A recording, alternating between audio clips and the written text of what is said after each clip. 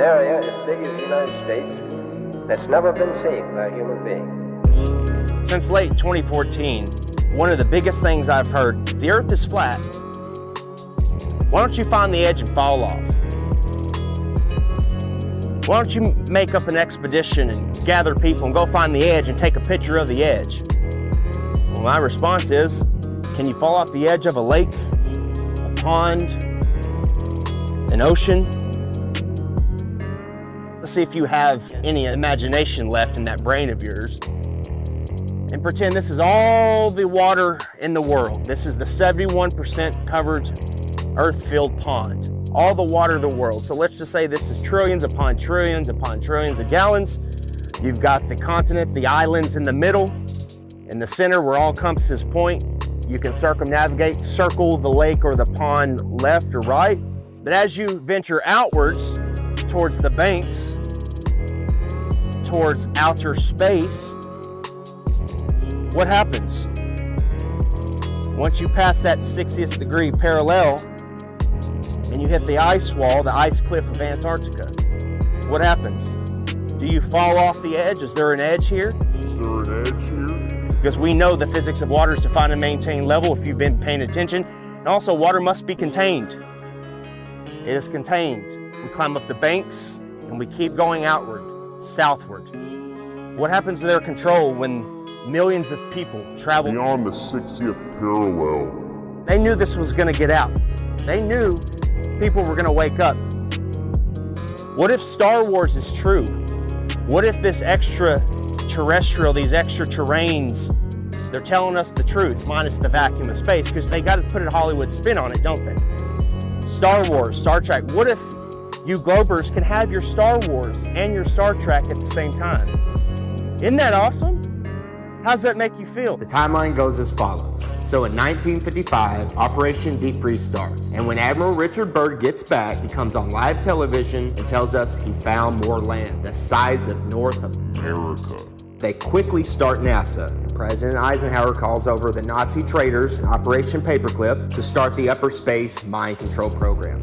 Don't look out there, look up here. Look everybody, we're going to the moon.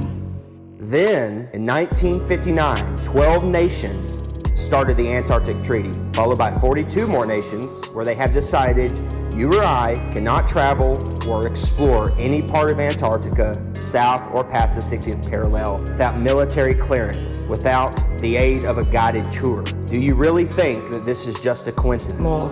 Imagine they find more land. Imagine there is more land out there. More to explore, more to reside, more resources. You think they tell you and I about it? I'm sure a lot of you have heard about my $200,000 globe challenge. And up to this point, no one has been successful at completing the challenge. We've had a few clowns here and there that have stepped up to the plate. Here we go. And claimed victory. But at the end of the day, you can't make water stick to the bottom of a ball, much less spinning, okay?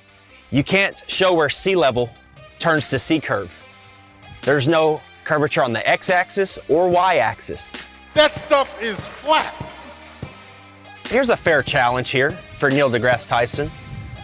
Why don't you get off your fat, lazy butt and out from behind your screens and your scripts? Earth, throughout its life, even when it formed, it was spinning.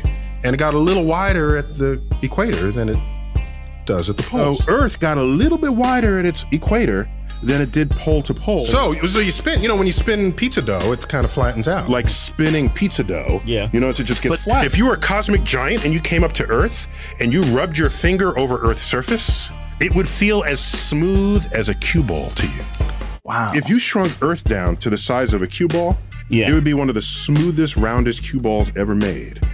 That's how round Earth is. So it's not actually a sphere, it's oblate. It's like pear-shaped. Neil deGrasse Tyson.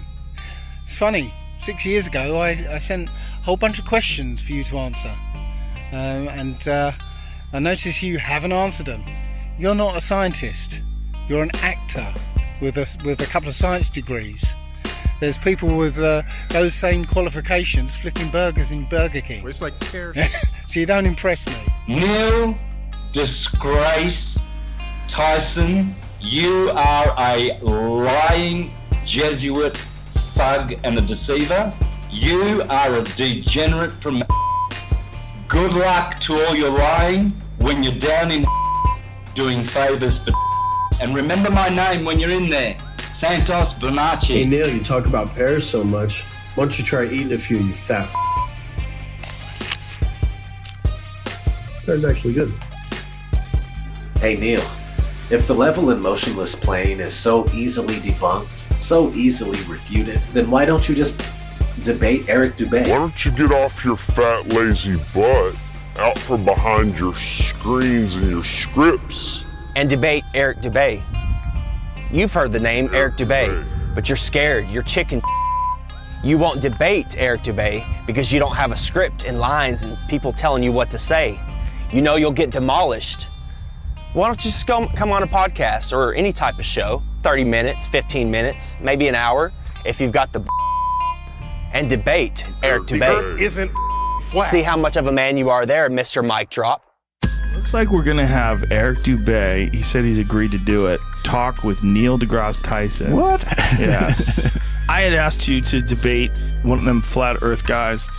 No, I don't, I can't, no. I know. We talked about it and we were gonna have him on Skype. No, what we do is, and I think this is a diabolical plot, so that the next time we can ship people en masse into orbit, they all want to be the first in line because they know we're going to send them, so that they can see the round Earth. They're going to be the first ones in space, just so they can stop annoying the rest of us. I don't think you're correct. And I know that you're not correct. Why the backpedaling, Neil? You already agreed to debate me on Joe Rogan's podcast.